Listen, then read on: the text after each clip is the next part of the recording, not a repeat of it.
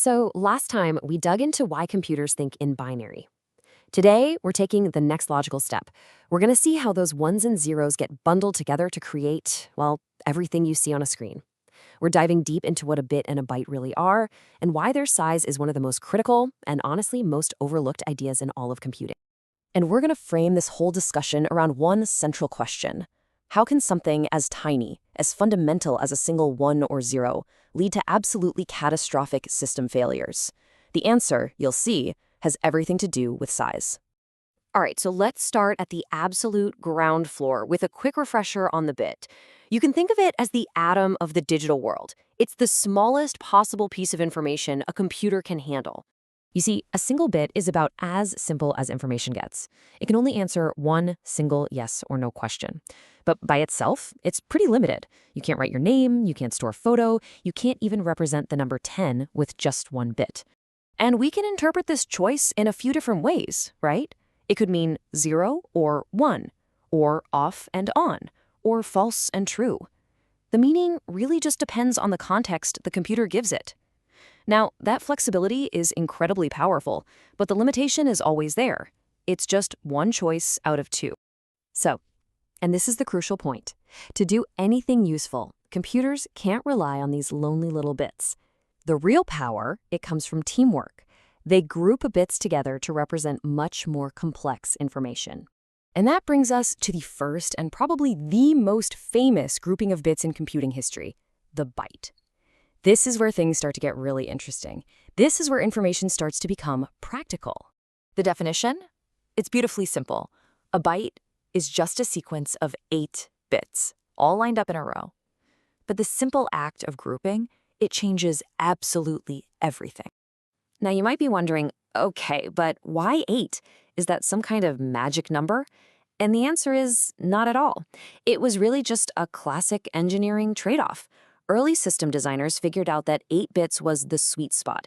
It was expressive enough to be useful, simple enough for the hardware they had back then, and it was pretty efficient for memory. It just worked. So let's see what that simple grouping gets us. With 8 bits, and each of those bits can be either a 0 or a 1, you get 2 to the power of 8 possible combinations. That's 256 distinct values.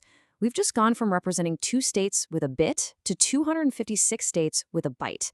That is a massive leap in expressive power.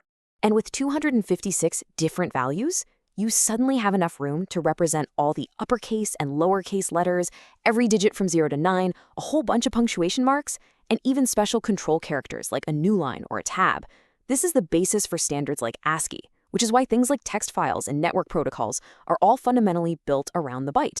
So this whole idea of grouping bits into a byte, it's really the first step towards a much bigger concept, data size. You've probably heard people throw around terms like 8-bit, 16-bit, 32-bit, or 64-bit systems. But what does that really mean? Well, it's all about a trade-off between power and problems. You know, it's this classic double-edged sword. On one hand, yeah, using more bits lets you represent way bigger numbers and access more memory. But there's no such thing as a free lunch. It also means higher hardware costs, more software complexity, and, this is the important part, a much greater risk of bugs. A 64-bit processor can handle giant numbers, sure, but it's also a more complex and expensive piece of hardware. And just to give you a sense of the sheer scale we're talking about, check out this exponential growth. With 8 bits, an 8-bit value, you can count up to 255. Double that to 16 bits, and suddenly you can count all the way to 65,535. Double it again to 32 bits, and you're past 4 billion.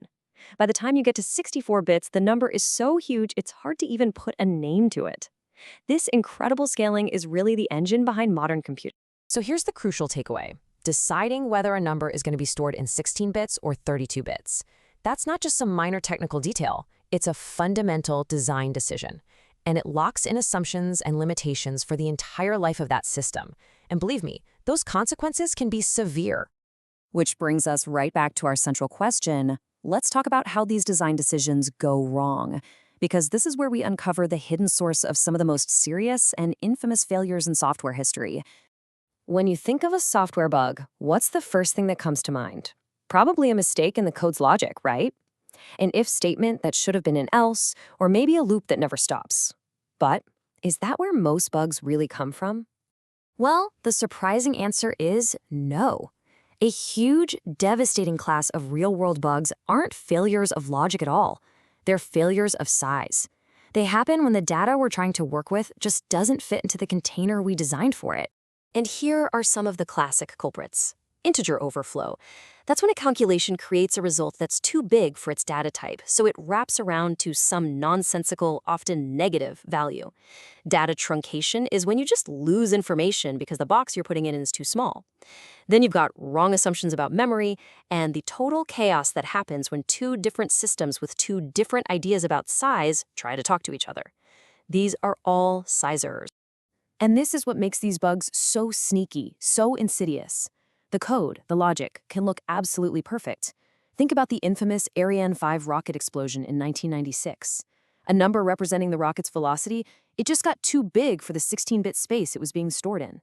The number overflowed, the guidance system crashed, and a $500 million rocket blew itself up 37 seconds after launch. The code wasn't wrong. The container was just too small. Now you might be thinking, okay, this all sounds like a problem from the early days of computing, back when memory was super expensive. But that could not be further from the truth. These fundamental constraints are actually more relevant today than ever before. You have to remember, algorithms aren't magic. They don't operate on abstract ideas. They operate on very concrete representations of data. And if your understanding of the size of that data is flawed, your perfectly logical algorithm will start to behave unpredictably. Its performance will tank, and you'll get buried in a mountain of edge cases you never even thought of. Strong algorithmic thinking starts by respecting these boundaries. And this isn't just theory. We see these issues pop up everywhere today. In databases that fall over when they hit a certain number of records, in networks that silently drop information, in complex AI data pipelines that corrupt data, and in test automation systems that fail in the weirdest ways. Bits and bytes aren't legacy ideas. They are permanent constraints on every single system we build. And just when you think you've got it, the plot thickens. So far, we've pretty much only talked about positive numbers. But what about negative numbers? How in the world do you represent a minus sign using only ones and zeros? Well, this distinction between unsigned and signed numbers, that's where a whole other class of hidden bugs is born. And we're going to tackle that in our next explainer. So let's wrap up with this final thought. The goal here isn't to have you memorize how many values can fit in a 32-bit integer. The really crucial point is to develop an intuition for these constraints, to start thinking like the machine. Because when you understand its limits, you can build software that isn't just clever, but is robust, reliable, and safe. Thanks for watching, and we'll see you in the next one.